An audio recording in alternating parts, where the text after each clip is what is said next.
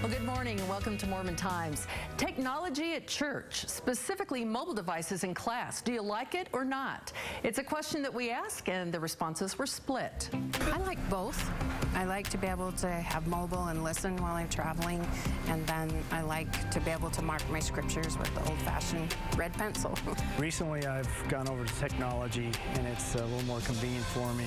I see even my stake presidents and my bishops using it more and more. I really prefer the hard ones. They've been with me through so many things. For me, I really like the paper. I like carrying my scriptures because that's where I can feel like power from the scriptures. I think people tend to bring the mobile technology just because it's easier. And I like the iPad and the electronic device because it's so practical. Well, high-tech tools have taken over Sunday school classes throughout the church. There's an ever-increasing audience using mobile devices to access gospel materials. So we thought it would be a good idea to talk about what apps are available.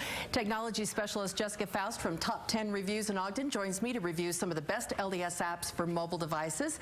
And first on your list is LDS Tools, and I have trouble with this because I can never remember my LDS account password. Right, so write it down somewhere, right? Yeah, once you get into it, it's a really easy app. LDS Tools is really if you want to keep track of anyone in your ward or see the calendar for your ward. So here's a list of everybody in my stake. And then if I were to go to callings, I can see the stake presidency, high council, and I can switch units as well. So I can go to my ward there and look at the bishopric and different things like that, as well as make a list. So I'm the activities co-chair, and here's all my committee members right there. So it's a great way to keep track of everybody that's in your ward and also what's going on in the calendar. Well, what about the LDS Gospel Library? They've got a lot of good things in there. Yes, they do. It's a free app where you can get all of the scriptures, general conference, magazines, everything like that. It's a great way to go because you can just download the content that you want, and then it works offline as well, so you don't have to be connected to the internet.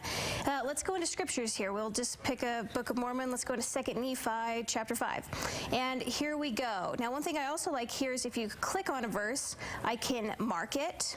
I can also tag it if I want and write in a verse and different things like that. So a lot of different ways to keep track of things. So you can highlight. You can't write anything like you would write off in the side of your pages. And really? Yes, you actually can. So we're in the tag portion right here in the app, and you can write different tags, or you can do a note. So if you highlight it again, you can click note, and then you can write your feelings, your thoughts about the verse as well, including cross references. That's amazing. Yeah. Okay, now how about scripture mastery? That's a good one to have on hand. Yes, if you have kids in seminary, or you just want to remember some of the scriptures, this is a great one to memorize. If I click memorize, let's go to a D&C one. Here we go, the worth of souls. Now I see it here. Now to help me memorize, if I push down here in the lower right corner, it will get rid of words, and then I have to try to remember what that is. So it's a great way to start memorizing. So for kids that are in seminary, it's a great way to memorize and learn these scripture mastery verses. And preparing for missions, that's really good.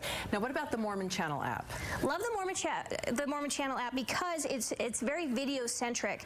So it also has the radio channel that you can listen to at all times, in addition to watching a lot of videos that the church has produced. So Mormon Messages, for example, they all come in right here. You can watch them on YouTube, in addition to listening to the scriptures as well. That's great. Okay, so Jessica, what's your personal favorite? So mine is called LDS Scriptures. It's the only app that's not made by the church, and it is $14.99, but let me show you why it's my favorite. It's so informative and does a lot of different things. Let me show you the library, for example. If I go back to just the general, it has all my scriptures. It has the hymns, it has the children's song book, and it also has the manuals, general conference. I love going to the general conference as well because I can pick a talk, and then I can also print or email it, and I can also watch it online as well. So there it is. Wow. Okay, it's very smooth transition, and I also love the tabs in the app as well because I can go and switch from hymns to whatever else I have open. It's very easy to use, and I love it. It's all in one place. Yes. So what do you suggest for those of us who are kind of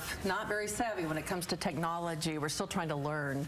Well, first you got to try it out, right? Paper. Yes. I mean, don't be afraid of the iPad, and it will take you a bit of a learning curve. I love to use this in church when I'm working on a class and things like that. But for personal study, I still actually like using the book of scriptures themselves. Okay. Keep notes. So there's both ways. Both are good. Good.